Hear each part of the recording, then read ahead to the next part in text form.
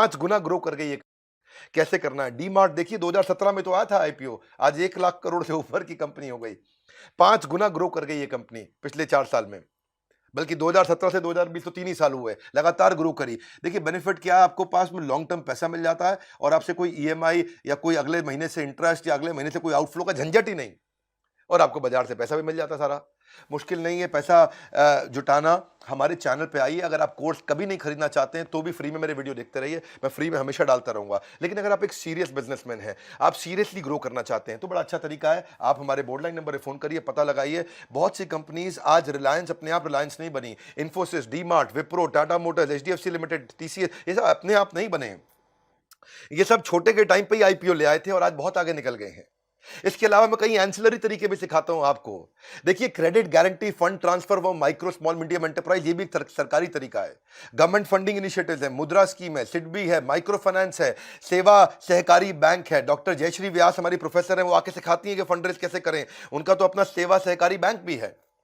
अगर आपकी रेडी ठेला लगता है और आपको उसके लिए केवल 10,000 रुपए का कर्जा चाहिए या 25-50,000 रुपए का कर्जा चाहिए, तो आपको दे देंगे वो, और आपकी कोई प्रॉपर्टी भी उसके अगेंस्ट नहीं रखेंगे। उससे क्या होगा, आप रोज का 1,000-2,000 रुपए कमा सकेंगे। और 1,000-2,000 रुपए रोज का कमाएंगे तो सिंपल तरीका हो गया, आप 40-50,000 रुपए, 60,000 रुपए महीने का कमा लेंगे। तो छोटे व्यापारी के लिए बहुत जरूरी है ये कि छोटा बिल्कुल ठेला लगा के वो 50,000 रुपए महीना कमा जाए। तो ऐसे कई सारे माइक्रो फाइनेंस की भी अपॉर्चुनिटीज होती हैं।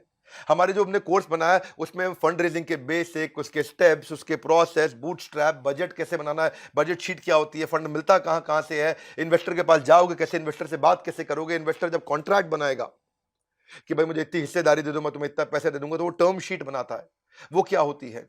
या फिर आपको एंजल इन्वेस्टमेंट क्या है, स्टार्टअप वैल्यूएशन क्या है, कितनी वैल्यू पे करना चाहिए।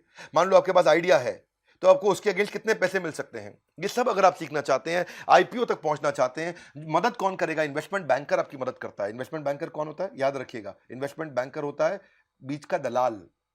कठोर भाषा में दलाल का मतलब क्या हुआ कि भाई उसके पास पैसा है, आपको पैसा चाहिए, इन दोनों के बीच में एक दलाल होता है, उसको बोलते हैं इन्वेस्टमेंट बैंकर।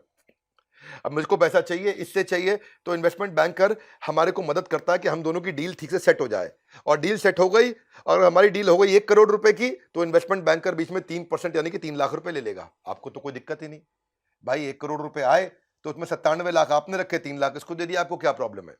तो आप इन्वेस्टमेंट बैंकर से कैसे मिलें, कैसे उसके साथ रिलेशन बनाएं, इंप्लीमेंटेबल ट्रिक क्या होती है, थ्योरी क्या है, प्रैक्टिकल एग्जांपल क्या है, 400 तरह के इन्वेस्टर की लिस्ट क्या है, उनके फोन नंबर क्या है, उनकी ईमेल आईडी क्या है, उनके साथ टर्म शीट्स क्या है।